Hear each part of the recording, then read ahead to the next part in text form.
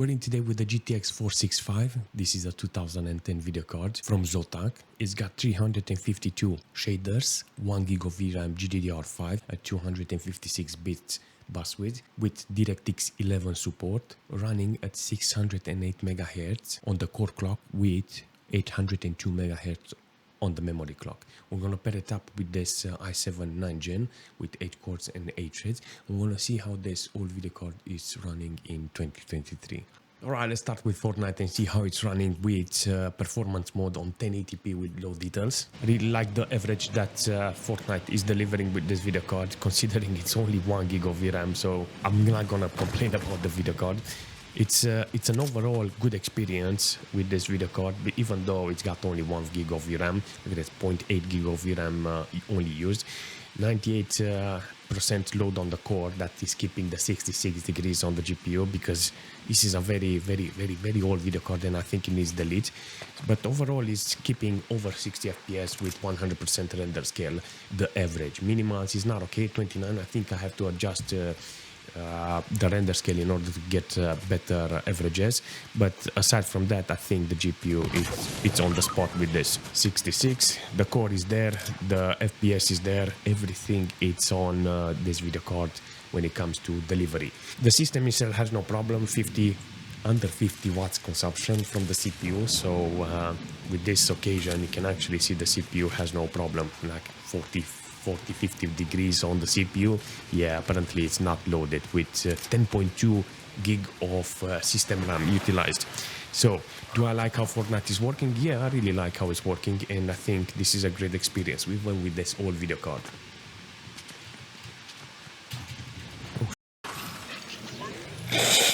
Let's jump into GTA 5 and see how the video card is holding. This is gonna be very interesting to see on 1080p with low details, I mean normal details, with FXA on. I think we're gonna use scaling in the future, but without, let's see how it's working. No frame scale. Let's jump in and see how it's running with standard 1080p on normal details. And a nice performance in the lobby with 60 FPS on average. Apparently the video card is holding pretty well, you know. This is online GTA 5, so very disappointed that Rockstar will drop the support on Windows 7, because it will be very bad for my old machines. But regardless, 465 on 60 FPS average with 31 on minimals and 55 on 1%. I think this is a good system overall performance. You know, the CPU is not struggling, but it does have 60 something watts consumption from this game with less than 10 gig of system RAM. The GPU and the system itself is doing fantastic. On the GPU side, I got only 0.8 gig of VRAM utilized, so that's good, but the core is maxed out with nearly 4000 RPM.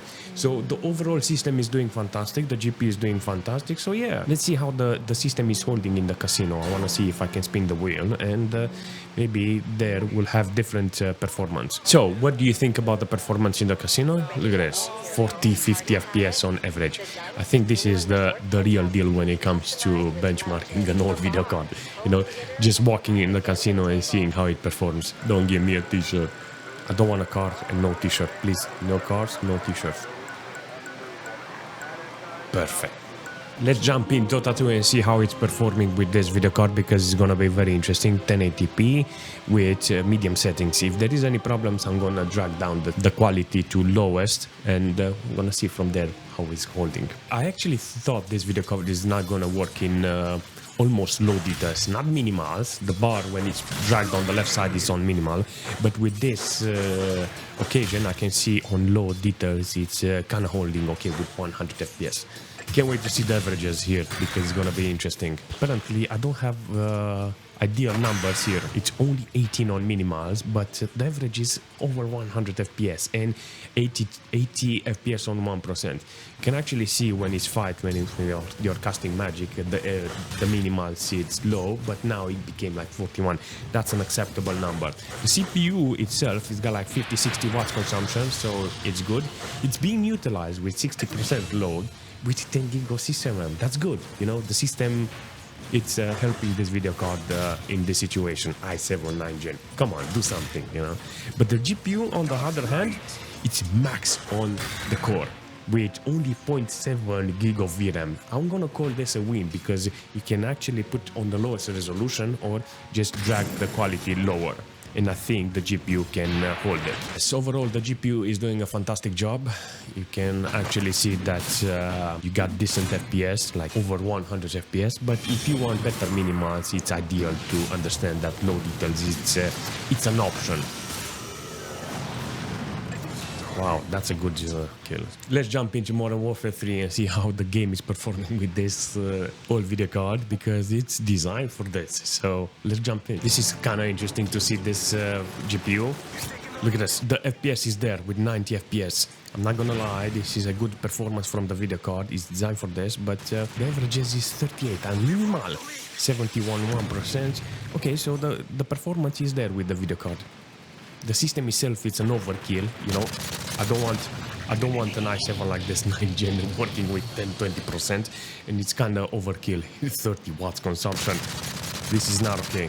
This is not okay from this system. It's only using 6.5 gig of system RAM, so yeah, definitely need to use an older system for this. But don't remember, 22 FPS on minimals is kind of horrible. On the GPU side, apparently we're doing good. 80-90% load on the core with 0.9 or 0.9 gig of VRAM used. You can actually see that the temperature now is 58 degrees. So even though it's maxed out, in some situation you can see it's dropping to 60% load. So in this case, I don't want to use 3900 RPM on the fan, because it's kind of loud for this video card. The only thing I want to improve is the minimal. So this is maximum details, so I'm 100% sure it will be beneficial to lower some details. Let's jump into World of Tanks and see how this game is holding on medium details. I think with 1080p we can actually pull it off. If there is any problems, we can put the render scale just a little lower so we get that 60 FPS. Come on, World of Tanks, I thought you were gonna give me 60 FPS with medium details on this video card. God damn it, I actually thought it's gonna work. I'm gonna put it here on 85%. With 85% on the render scale, we get the opportunity to have 60 FPS. Let's see. I'm gonna use this as a benchmark. I actually thought it's gonna push more, seriously. If there is any advance in the FPS, I think I'm gonna put it back to 100% render scale. Oh yeah, definitely I'll put it back. I think it's just until it loads up or something. Let's see, 60-70 FPS. Yes, that's it. So 70 FPS, it's overall the average. I think if I snipe and I use the bush or something, I look into the bush, then it drops to below the average. All right, I like the FPS. I like the overall system, how it's performing. Just get the average FPS and we're good. GPU managed to average its performance in World of Tanks, and I think this is going to be good. 60 FPS is on average, but sometimes it just goes to 70 FPS and it drops below just a couple of times. The minimal is not okay, 28 on minimals. I will definitely use low details for this, and 41 on 1%. The system is performing well overall, but it's still reaching nearly 50 watts consumption with 30-40% load on the core. If you want to use an i7 6th gen, I don't really recommend it, you know, it's overall. Look at this, only 7.7 gig of system RAM. But on the GPU side, we're good. 98-99% core load, the core's clock is maxed out, and the VRAM is fully utilized. I think I have to put it VSync and lower it to 80% on the render scale, and then like this, I think there will be a significant improvement on the GPU. What I'm referring is the core load needs to be lower so I can get better temps on the video card, you know. But on the VRAM, it's not improving nothing. It's still not okay to have 1 gig of VRAM in World of Tanks. What the f are you doing? Why are you bending over? Look at that. Damn, Daniel. You did well. The GPU did fantastic, but you have to tweak it in such a way if you want to play on medium details. You have to do 80% render scale, use VSync, and then the core will not be loaded. You can actually see the temperature is now dropping down, but overall the system is fantastic. Nearly on the edge, the video card. Alright, let's see CSGO how it's working. This is 1080p with lowest details. I don't think I'm gonna make it with this, but I wanna see if it's holding with 1080p. This will be very interesting as a performance, because if it's averaging really bad, then maybe I can lower the resolution and see if it's good enough. Oh, can barely aim with this 40-50 FPS, 18 on minimals and 26 1%. What the heck is going on? I mean, the video card is maxed out. There is no denying this. I want to see how this FPS it's averaging on minimals and 1% because it will dictate the resolution that I want to put. Yeah, definitely not my resolution with this video card.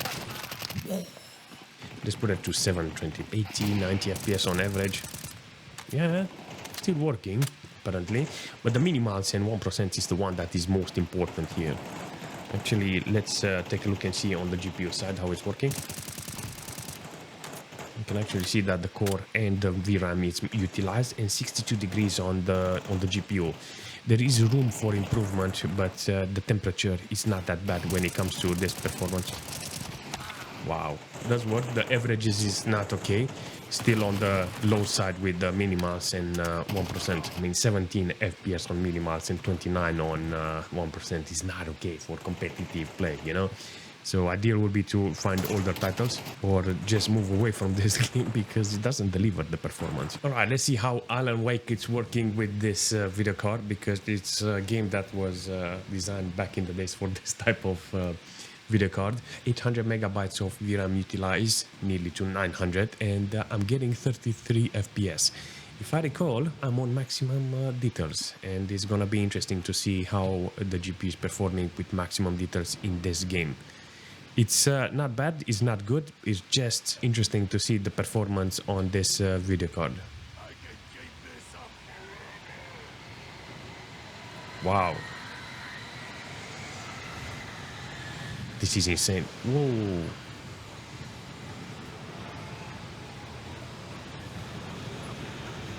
.30 FPS on maximum details. Everything is loaded. I'm not going to lie. This is a very interesting performance from this GTX 465. Whoa. I'm 100% sure that if you lower the details, the GPU will perform even much better. Look at it, 63 degrees and maximum on the memory and the core load.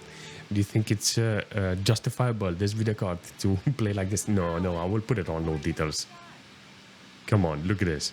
The game looks fantastic and it's got lots of room to improve the performance. The whole game itself is fantastic. So yeah, if you have the opportunity to play with a video card like this and it's cheap, then go for it because it's a very unique video card. It's not something special, it's just the name. 465. Why not 460 or 470 or 460 special edition or 465? It's kind of rare to find online to buy it, but there is nothing special about this video card. It's just a video card similar with the GTX 470. I mean, literally the layout on the PCB, they are the same. You know, if you want to find a video card like this, it's not worth it because people will say, it's a very, very rare video card and it's expensive. But if you do want to find a video card with the same performance, I think the GTX 470 is ideal, and I think it's the same performance like this. On the other hand, on the other side, this video card performed really well. I really like how it worked in the games. The only thing problematic about this video card is the temperature, and that's the only thing that you need to keep in check. That's it. If you can keep it in check, or you put VSync on and adjust the details in such a way so it doesn't utilize the core and overheat it. That's it. I like the GPU, I like how it's performing, but the only thing I don't like is the rarity of the video card. And that's it. So what do you think about the GTX 465?